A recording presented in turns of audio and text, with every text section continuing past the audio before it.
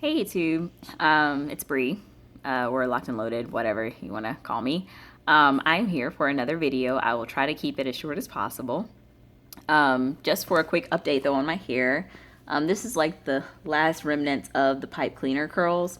It's been, I'd say at least maybe 11 or 12 days since I actually took out the pipe cleaner, so the curls have kind of fallen down a little bit.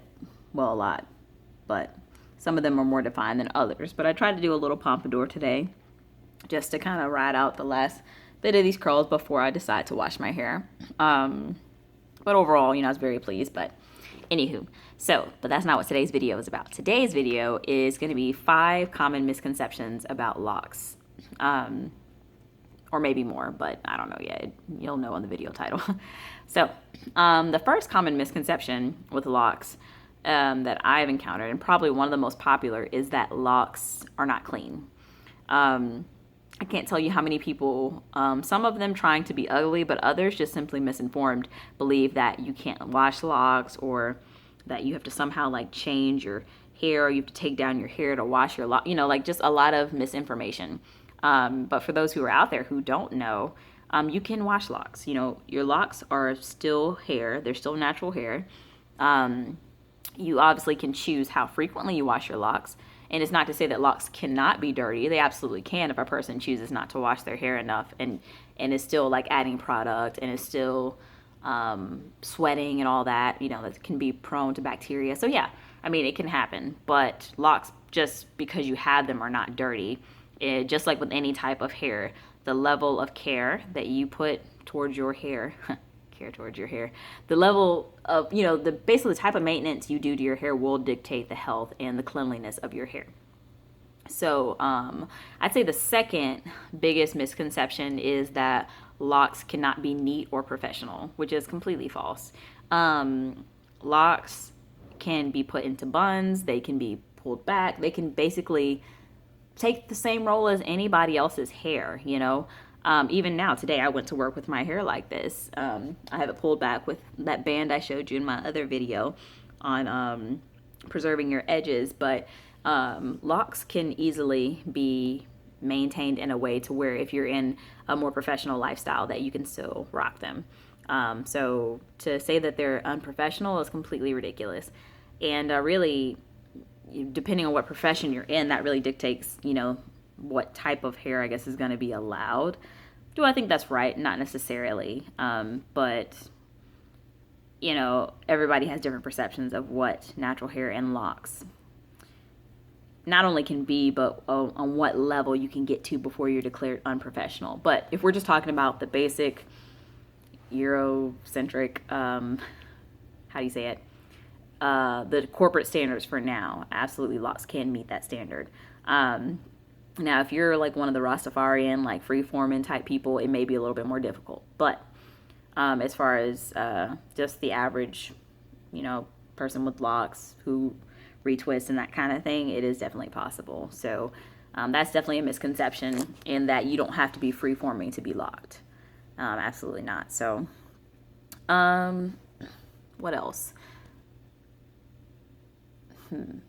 There's also, I'd say, a misconception that locks are somehow drastically different from natural hair. And that's simply not the case, because locks are natural hair. They're just styled in a different way, Locks are an accumulation of like all the dead hairs and shed hairs that get stuck in there to form this one dense, strand of hair that becomes an individual strand for me. But just like other forms of natural hair, it still needs to be moisturized. It can still dry out. It still can be prone to damage from color. Heat is not that great for it. It carries a lot of the same principles, and it is still hair. There's this mystification, like that locks are something so strange, but the reality is it's still your hair. It's still going to need to be cared for. And that kind of goes into what I would say is the fourth misconception, is that, okay, because you have locks, you no longer have to take care of your hair, which is a total lie. People are making low maintenance equal no maintenance, and that is completely not the case. If you have hair on your head, it's going to require maintenance, period. I don't care what type it is, particularly though if you have natural hair, it takes maintenance. Now, I will say that locks do take a lot less maintenance in the sense that, for example, I retwist once a month, if that. I don't have to comb my hair anymore, but I still have to wash it. I still have to like do a hot oil treatment or condition or whatever, moisturize and seal. I still have to take care of it.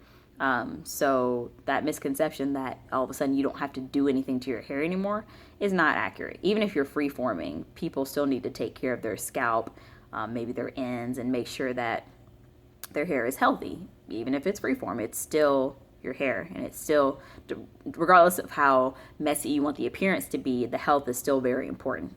And I'd say the very last one would be, for misconception for locks, is that there's some miracle product. With that being said, I think that's a misconception for really natural hair, period, but particularly for locks, I see it because people believe that, oh, well, there's some product that's going to make my hair lock faster, or, oh, well, there's some product that'll make my locks thicker like this person's or that person's. When in reality, your hair will lock based on the, how fine or coarse your hair is, thick or thin, your routine, your lifestyle, everything. There's going to be a lot of factors, I think, that go into how fast your hair locks, as well as the size of your locks. Not only is that determined by the parts, but also by the your type of hair. I mean, if you have a fine hair,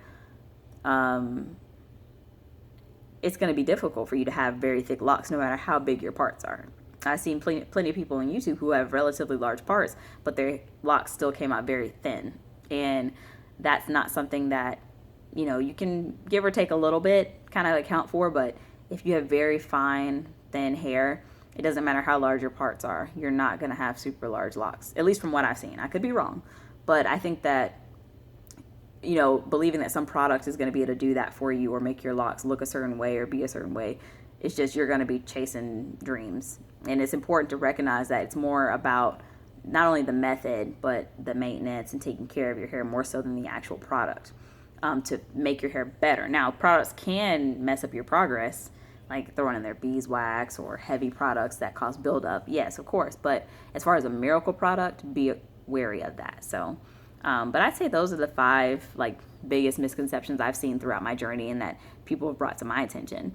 I'd really like to know what your, common misconceptions that you encounter. Maybe people in your family have their opinions, or people you encounter on the street, whether it's your locks or about somebody else's, or maybe you learned something from this video. So feel free to leave in the comments how you feel about it. And before I get off, I just want to thank you guys for your continued support, and I hope you have a wonderful day. Bye.